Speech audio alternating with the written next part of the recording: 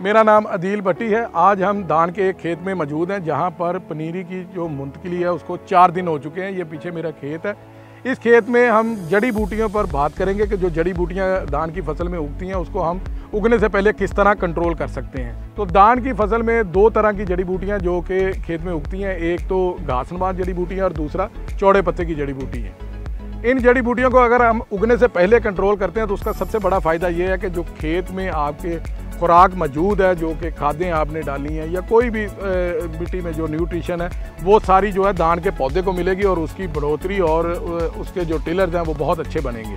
अगर हम बात करें कि उगने के बाद इसको कंट्रोल, तो उगने के बाद जब जड़ी बूटियां खेत में उग जाती हैं तो वो आधे से ज़्यादा जो खाद है या न्यूट्रिशन है वो जड़ी बूटियां ले लेती हैं, जिससे पौधा जो है धान का वो कमज़ोर रह जाता है और सही तरीके से अपनी बढ़ोतरी नहीं कर सकता।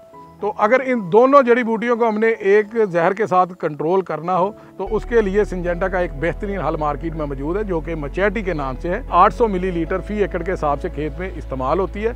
इसको इस्तेमाल करने का बहुत आसान तरीका है कि आपने खेत में 3 से 5 सेंटीमीटर पानी को खड़ा करना है। उसके बाद जो मैचेरिटी का जहर है उसको शेकर बोतल में पानी में मिक्स करें और खेत में इसका छट्टा कर दें।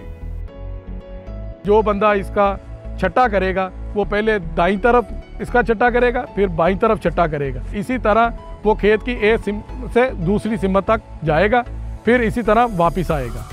मैचेरिटी का एक बड़ा फ़ायदा ये है कि ये एक ब्रॉड स्पेक्ट्रम जहर है और माहौल दोस्त है और पौधे के लिए बड़ी सेफ़ है। छट्टा करने के बाद 2-3 चीज़ों को मद्देनज़र रखना बहुत ज़रूरी है। एक तो ये कि जब छट्टा करना है उस वक्त खेत में जो पानी की सतह है या मकदार है वो आपकी 3 से 5 सेंटीमीटर हो, और अगर पानी का लेवल नीचे हो जाता है तो खेत में और पानी आप ऐड कर लें। दूसरा ये कि बहुत अहम जो है कि एक खेत में जहर का छट्टा करने के बाद आपने इसका पानी एक खेत का दूसरे खेत में मुंतकिल नहीं करना। इसकी वजह से ये होगा कि जो खेत में आपने जहर का छट्टा किया उसकी पूरी मकदार ज़मीन में नहीं जाएगी, जिसकी वजह से जड़ी बूटियों पर आपको पूरा कंट्रोल नहीं मिलेगा।